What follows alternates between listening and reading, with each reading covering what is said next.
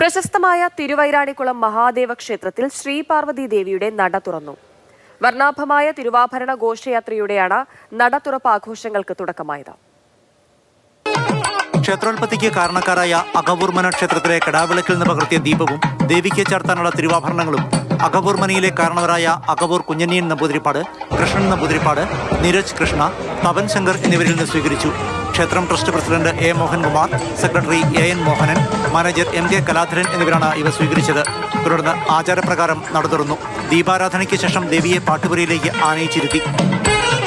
തുടർന്ന് തിരുനടയിൽ വ്രതം നോറ്റ മംഗമാർ തിരുവാതിര ചുവടുവെച്ചു. നടതുറപ്പിന്റെ 12 നാളുകളിൽ ശ്രീകോവിൽ രാത്രി തുറന്നിരിക്കും.